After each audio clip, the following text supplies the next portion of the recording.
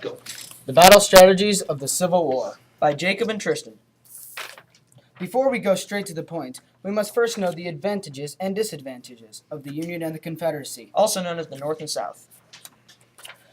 Let's start with the South. For advantages, they had better leaders and generals with great leadership at their command. And cotton.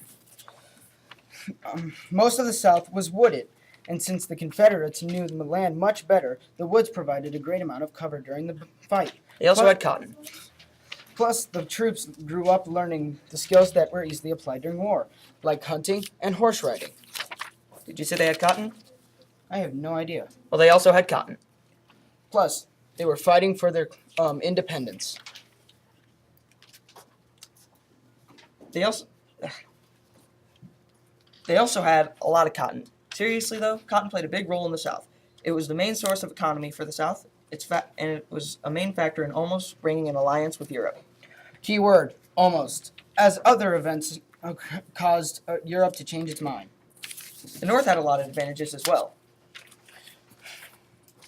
The North had a better railroad system, 70% of the nation's rails to be exact. Union troops and supplies were transported into war zones. It's much quicker than walking. The Union had a greater food supply, a major manufacturing industry that was also used to make guns and clothes for troops. The North had 4 times as many free civilians that volunteered than the South did. The Union also had a secret weapon, known as the telegraph system. With the newly created Morse code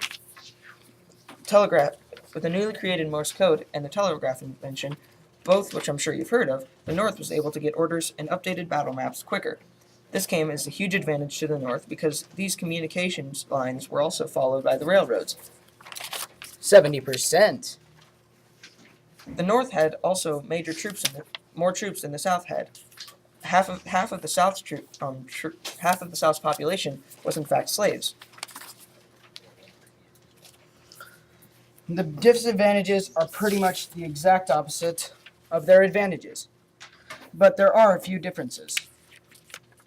The North had a longer supply line, leaving their troops open to attack, while the South had power to the states, giving not as much power to the federal government, which caused a very much amount of hectic confusion. But in the end, the advantages outweighed the disadvantages, and the North won the war. Now let's talk about the battle strategies that helped them win. Let's begin in backwards chronological order, starting with Gettysburg. During the Battle of Gettysburg, the South, being low on supplies, had heard there was a northern supply of boots in a warehouse in Gettysburg, Pennsylvania. When they arrived to steal these boots, they were met by a northern army, and thus began the Battle of Gettysburg. During the battle, the North was perched on a hill overlooking Devil's Valley, an opening, plain-like area with a fence in the middle. The Southern force was commanded by General Robert E. Lee, and when he charged toward the northern forces from Devil's Valley.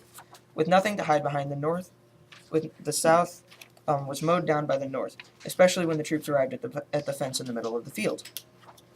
51,000 people died. Not General Lee's best battle plan. Continuing on, the next battle strategy was called the Anaconda Plan.